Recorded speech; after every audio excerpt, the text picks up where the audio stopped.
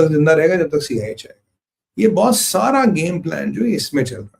तो ट्रंप और जेलेंस्की की मीट में वही वाली बात है, गाड़ी का एक पहिया है, एक दाएं भाग रहा है, एक बाएं भाग रहा है, पीछे वाले दो पहिए सीधे चल रहे हैं। तो गाड़ी कहीं पहुंचेगी क्या? बिल्कुल नहीं पहुंचेगी। यही वहां होने वाला है और ये मेरा आज का प्रेडिक्शन है, आप ये लिख के रखिएगा। हाँ, जेलेंस्की अब की बात अपने लिए एक डील कट कर सकता है, एक डील कट जरूर कर सकता है। तो ये आप समझे। तो भाइयों जरा लाइक का बटन फटाफट दबाइए अगर आपने लाइक का बटन नहीं दबाया। ये जरा इंपॉर्टेंट है, आप लाइक का बटन दबाइए, बहुत ही जरूरी है लाइक का बटन दबाना। Thank you team. अब चलते हैं आगे। देखिए आगे हमारा जो इंटरेस्टिंग एस्पेक्ट है वो है थाईलैंड और कंबोडिया। अब ये थाईलैंड और कंबोडिया में खबर आई है सीज फायर कर लिया, ऐसा क्या हो गया अचानक, हृदय परिवर्तन क्यों? मैं आपको बताऊं हृदय परिवर्तन। आप जानते हो 800 किलोमीटर का बॉर्डर है, दशकों पुराना लफड़ा, कुछ एरिया तेरा कुछ मेरा है, उस पर लड़ते रहते। इन्होंने पहले 70 के दशक में माइंस लगाई, फिर 90 के दशक में माइंस लगाई। कभी कभी कोई पेट्रोलिंग पार्टी माइन पे चलती है, कांड हो जाता है। थाईलैंड जो है ये नॉन नेटो एलाई है अमेरिका का, और थाईलैंड के पास पैसा है। कंबोडिया जो है ये चाइना का पट्टा है, क्योंकि लाओस, कंबोडिया और वियतनाम जो साउथ चाइना सी को अक्सर जाता है, और जो मीगोंग रिवर और मीगोंग डेल्टा इसको एक्सक्लूसिवली चाइना के कंट्रोल में। चाइना इसको अपना स्फीयर ऑफ इन्फ्लुएंस मानता है। जो हमारा कालादान मल्टी मोडल ट्रांसपोर्ट था, एक दो हमने और प्रोजेक्ट शुरू किए थे, वो जो लाओस कंबोडिया से जाते हैं उनको कहीं ना कहीं चाइना ने रोक रखा है। ये चाइना का एरिया ऑफ इन्फ्लुएंस। पीछे जब इनकी लड़ाई हुई, क्या हुआ था कि लाओस ने थाईलैंड का लेफ्टिनेंट जनरल मार दिया, और लेफ्टिनेंट जनरल के मारने के बाद थाईलैंड गया बमबारी कर दी और लोगों को ठोक दिया उसको तबीयत से। अभी 101 लोग मरे हैं और कुछ काफी लोग बेघर हो गए। अब पहले एक बार अमेरिका बहादुर ने सीज फायर करा दिया, चला नहीं, फिर कहा जी फिर लड़ाई शुरू हुई, फिर अब सीज फायर कराएंगे। अब की बार अमेरिका ने सीज फायर नहीं करा, सीज फायर खुद किया। अब मैं आपको बताऊंगा कहानी क्या है। कहानी में पेज है, अगर आप देखेंगे तो इन्होंने फिर शुरू किया। अब चाइना ये नहीं चाहता था कि कंबोडिया सीज फायर करे अमेरिका के कहने पे, तो चाइना ने थोड़ा उकसाया, कंबोडिया ने इनका लेफ्टिनेंट जनरल मारा और लड़ाई शुरू हो गई।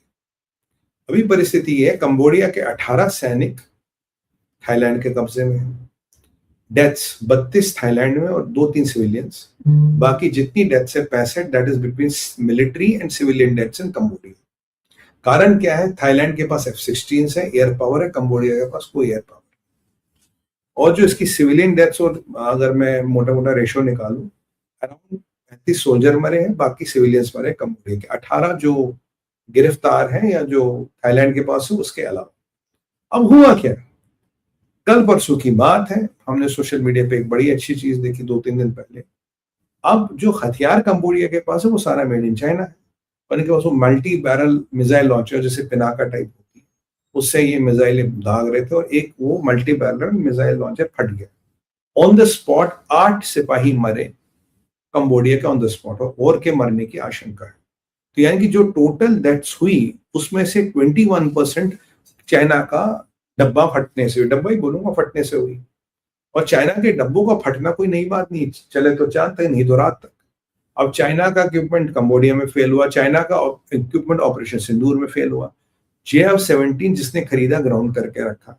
चाइना ने एक बार बांग्लादेश को नई तोप दी थी, बांग्लादेश उसकी टेस्टिंग कर रहे थे, तोप की जो नाल होती है फट गई, 3 या 7 लोग बांग्लादेश के मर गए थे। फिर चीनियों ने कहा तुम्हारी गलती है, तुम्हें ये तोप हैंडल करनी नहीं है। बांग्लादेश ने वो तोप डिस्कार्ड कर दी। चीनियों की फटके हाथ में आ गई कि अगर ये बात फिर निकल गई ऑपरेशन सिंदूर के बाद, हमारा एक और माल मसाला फट गया और Arsenal is unreliable like hell which it is, तो भैया हमारी बत पिटेगी। तो चाइना एक्टिवेट हो गया, चाइना एक्टिवेट हो गया, इसने मलेशिया को एक्टिवेट किया, मलेशिया से आसियान रीजन को एक्टिवेट किया। इन दोनों में अच्छी दोस्ती, बोला यार सीज फायर करो, फटाफट करो, नहीं तो मामला खराब हो जाएगा। सीज फायर हुआ। एक है पोंग नाम रॉन, ये एक चेक पोस्ट है थाईलैंड का चिंताबुरी प्रोविंस में। तो कंबोडिया का डिफेंस मिनिस्टर यहां आता है इस पोस्ट पे, इस प्रोविंस जो थाईलैंड के अंदर आता है, वहां एक सीज फायर डॉक्यूमेंट ये साइन करते हैं और वहीं से डिक्लेयर करते हैं जी सीज फायर हो गया। ये सेटलमेंट नहीं है, इश्यूज का खत्म नहीं हुआ, फिलहाल एक temporary cease fire, scissor of hostilities है, ताकि कहानियां आगे चल सके।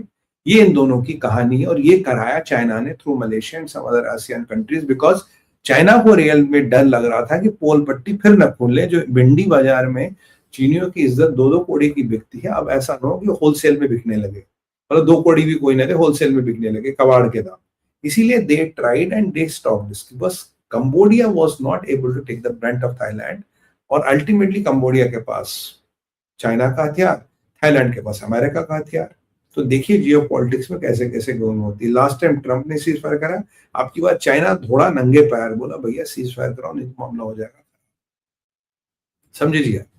तो अब हमारे पास कुछ मिनट शेष है, तो हम बात करेंगे पोलैंड क्राइसिस की। पोलैंड क्राइसिस की कल मैंने आपको बताया था कि एक पोलैंड का, कल परसों की बात है, रशिया का एक जहाज पोलैंड के आसपास आया, रिकॉग्निसेंस एयरक्राफ्ट था, आया तो पोलैंड वाले ने अपने F-16 उड़वाए, नेटो वाले, कहना जाके इसको इंटरसेप्ट करो, और वो आज के पास आ गए और वो सेफली निकल गए। तो उसके आसपास फ्लाई किया, रशिया ने तुम्हारा एयर स्पेस वायलेट तो किया नहीं।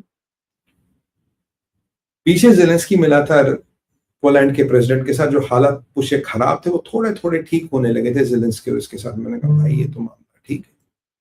अब कहानी में थोड़ा ट्विस्ट आ जाता है। अब जब ये रिकॉग्निसेंस एयरक्राफ्ट आई, बेसिकली